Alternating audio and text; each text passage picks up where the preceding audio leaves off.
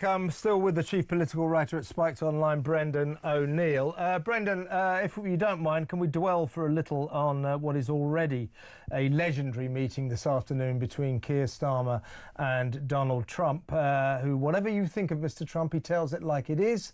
He has no sense of decorum at all, doesn't really care who the host is. He says it like it is, and all of us go, oh my God, thank God for you. Why can't we have you as our leader and not that idiot two-tier Keir? But in this meeting with the world's press there, you know, he lashed into Britain about its mad net zero policies. He said we've got to get rid of windmills. They're an abomination. They're not even allowed in America. They kill wildlife. He said they're a con. He said that we have to get our act together with the migrant crisis. You know, look at me. He said there's nobody coming into our country now. What's wrong with you? And then this rather magical moment where the always controversial issue of Sadiq Khan cropped out. Let's watch this. I'm not a fan of your mayor. Why not? I think he's done a terrible job, the mayor of London. But the nasty person, I think he's done. I think he's a friend of mine, right? No, I think he's done a terrible job. But I would certainly visit London. Yeah. Well, I like Nigel. I mean, Nigel, as you know, is a friend of mine. Nigel's done very well. He's a friend of mine. It's the old Starmer squirming there. But, you know, this guy, Trump, sat there, and he did it on Friday when he first touched down as well in Air Force One. He just literally lands in our country, opens his mouth and starts saying what we'd love our leaders to say. You know, stop wasting your money and your time on this net zero claptrap. You know, don't worry about these awful windmills. Your migrant crisis, get real, do something about it. Otherwise, you're going, what did he say? You're going to lose Europe as we know it, and so on and so forth. And what do we have as a leader? We have that little man squirming next to him going, actually, Sadiq Khan's a friend of mine. I mean, it's sad to see. It's tragic, isn't it? It's so sad. You know, I quite enjoyed seeing Starmer squirming, and then that, you know, his kind of nerdish defense of Sadiq Khan. It was fun to watch, but you also think to yourself, God, what a tragedy that we are lumbered with this useless cardboard cutout excuse for a politician. I mean, just the most uninspiring prime minister this country's ever had. It's just extraordinary how dull he is, and value-free and lifeless and boring. And it really comes to life when he sat next to Trump, because Trump is a colourful character who shoots from the hip and says what he's thinking. Millions of people in the UK will have listened to Trump have a go at net zero, talk about the problem of uncontrolled migration, say how rubbish Sadiq Khan has been for the capital, which is all true, and they will have nodded along. They will have said he's absolutely right. They will have said exactly what you've just said, Kevin, which is, where is the British leader saying those things?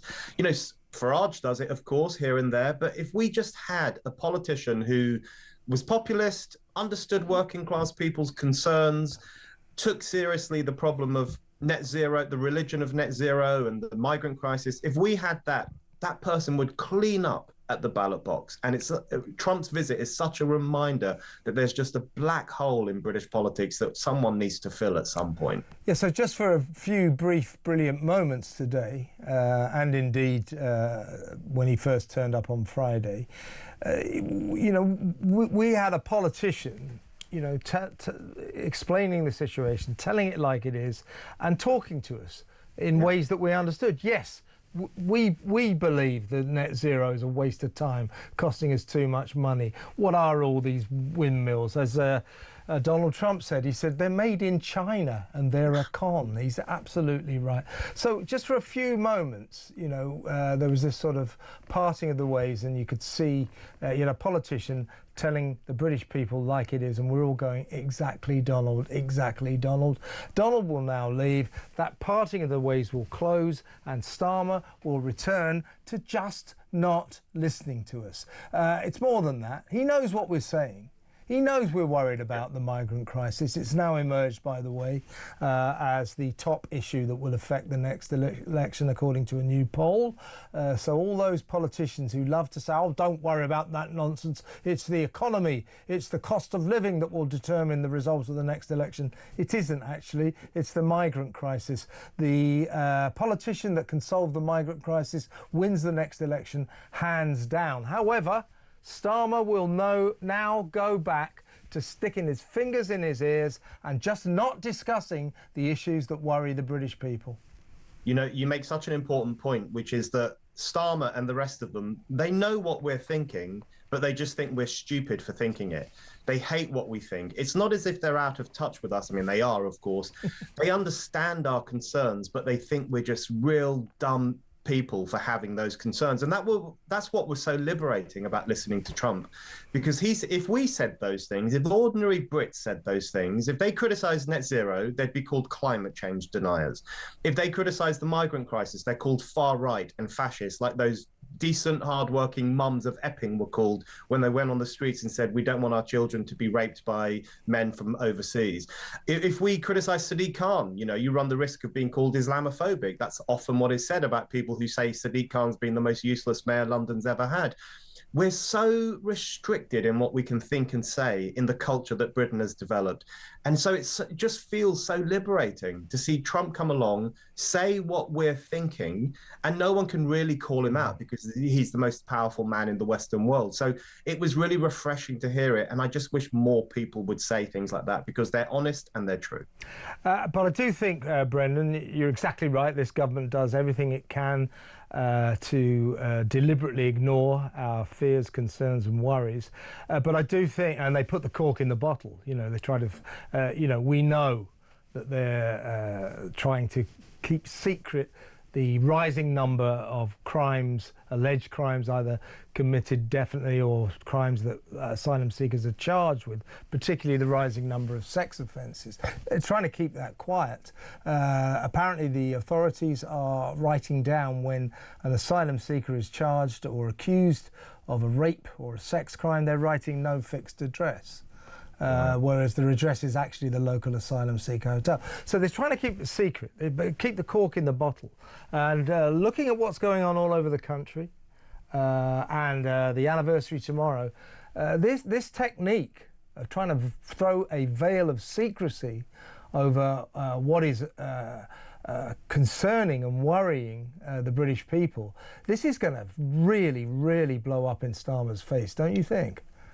Absolutely. It's like the point you made earlier, which is that they think they can just have an authoritarian clampdown after the riots and on what people are saying online, as if that will solve all the problems. But in fact, it puts a lid on them. And that lid is eventually going to blow off because people are reaching the end of their tether on all of these issues. You know, they still call us fascists if we are worried about mass immigration. They still use those kind of insults. They still say Islamophobic if you talk about radical Islam or the problem of, certain aspects of Muslim culture. They still say all that. But I think those insults don't really work anymore. I think they've run out of steam. And I think there are now sufficient numbers of people on the internet, in real life, on the streets of their own communities, who are saying, look, we're going to say this anyway. We don't care if you insult us. We don't care if The Guardian writes an editorial saying that we're neo-Nazis. We don't care if Keir Starmer calls us gammon or looks down his nose at us. We don't care because these things have to be said. They have to be expressed. So I'm really interested. The online safety bill has kind of thrown a spanner in the works of all of this. But that kind of censorious instinct to shut people down, to put a lid on our emotions, to criminalize what we think about politics, I feel like that's working less and less because people are pushing back against it. Brendan, fantastic to talk to you. Thank you so much for your time. Brilliant. Brendan O'Neill, Chief Political Writer at Spiked Online. As always, talking one hell of a lot of sense. Let me know what you think about what he was saying.